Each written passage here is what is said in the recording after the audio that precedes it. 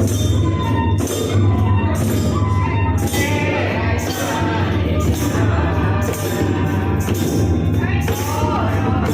दा बे जोंनि सानजा गुवाहाटी आन्चलिक दुलाराय हारिमु आफादा जों दा गोदानहाय जोंनि बे बागुरुम्बा नृत्य बा जोंनि खेराइ नृत्यखौ जों माने जौगाहोलांनो थाखाय बा जों गासै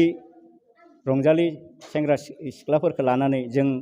बैसागो फोरबोफोराव फालिनो थाखाय जों आवगायबोगासिनो दङ आरो जों दा बे सानजा गुवाहाटी दुलाराय आन्चलिक हारिमु आफादा बेबायदि जों गाजा गोमजाहै दा जोंनि फैगौ 24 तारिखैबो लख्रायाव माने बेबायदि गेवलां माने माबा लादो रंजानाय बैसागोनि फोरबोफोरखौ आरो जोंबो दा बे माने आन्चलिकआ जों गासै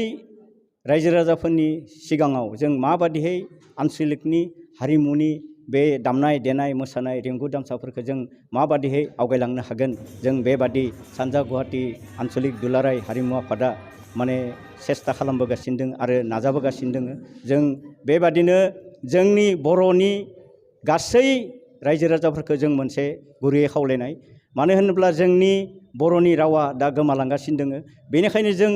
जोंनि बर' हारिखौ जों माबादिहै जौगाहोबोनो हायो माबायदिहै जों रोङि रावखौ जों फोरोंनो हायो बिनि थाखायनो जों दिनै बेबायदि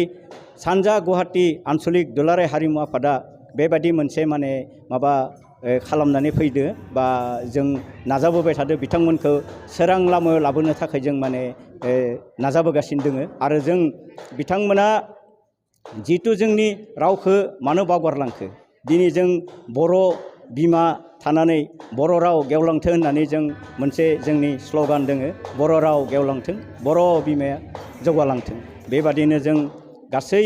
रायजो राजाफोरनि सेराव जोंनि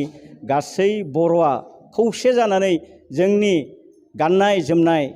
मोसानाय रंजानाय बायदिफोरखौ मोजाङै माने जों बेबादि बैसागो फोरबोआव मोजाङै माने फालिनो थाखाय जोङो आगबारिबोगासिनो दोङो आरो जों दा गासै सानजा गुवाहाटी आन्चलिक दुलाराय हारिमु आफादा फैगौ 5 तारिखआव जों बै नारेंगि पाथरकुवारि फिल्डआव मोनसे माने गेवलां माने मेल बेयाव माने जों माबा खालामनाय जादों आरो जों बेयाव गासै रायजो राजाफोरखौ जों लिंबोनानै जोंनि माने बर'नि सेनि आर्टिस्टफोरखौ लाबोनानै बेयाव जाहाथे जों मोजाङै गाजा गोमजायै बे मिटिंखौ खुंनो हायो जोङो थांनाय 20 मार्चआव सानजा गुवाहाटी आन्चलिक दुलाराय बर' हारिमु आफाद दानाय जादों बिनि थाखायनो जों बे आफादनि थांखि लानानै जों गोदान बोसोरखौ फालिनो सानदों गिबियै जों बे दोलबारि गामियाव फैगोन 16 एप्रिलाव माने बाथौ फुजा आरो बहागि उत्सब जागोन बेनि थाखाय जों बे जोंनि बे गोदानै दानाय बे आफादजों लोगो लोब्बा लानानै जों बेयाव जोङो माने इन'ग्रेसन खालामनो थाखाय जों थांखि लादों आरो बेनो जोंना बेयाव बे बिहु फांसनाव बर' मोसानाय जायो आरो जोङो गाजा गोमजायै न'खर न'खर बैसागु मोसायो ओरैनो सानबेसेनि हाबाफारि लानानै फालिनाय जायो बेयाव जोंना बैसागु आरो बाथौ फुजा सानसे आरो बैसागु माबानाया सानथाम जायो दिनैनि जितु रिहार्सेल सोलोंनाय बे बादाया जितु दख'रानि आन्चलिक गामि दं बेयाव जोङो बर' रायजोआ जोंना 107 घर दं 107 घर दोलबारिनि गेजेराव आरो खाथि खाला आरो बहुद दंबावो 95निफ्रायनो फालिगासिनो दं आरो दा जोङो गोदोयै जोंनि हारिफ्रा गोदोसोनानै बैसागु मोसायामोन बाथौ फुजा सिबियामोन दा जों बे बाथौ बैसागु मोसानायनि थ्रुयैनो जों बाथौ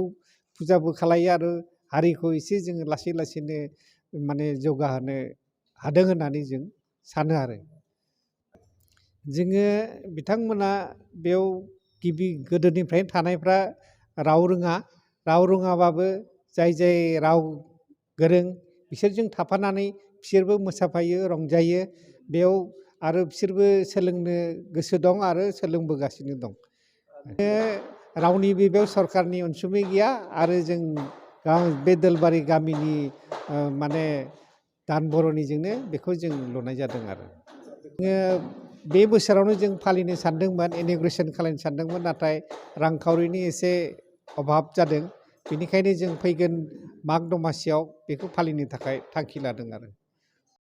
नोंथांमोननि थाखाय मोनसे गोजोनथाव खौरां बैसागु फोरबोखौ लानानै बादारि फिल्म प्रडाक्शना खाम सिफुं मुंनि दोंसे भिडिअ एलबाम दिरुनदों। बे भिडिअ एलबामखौ बादारि फिल्म प्रडाक्शन इउटुब चेनेलाव हगारनाय जाबाय।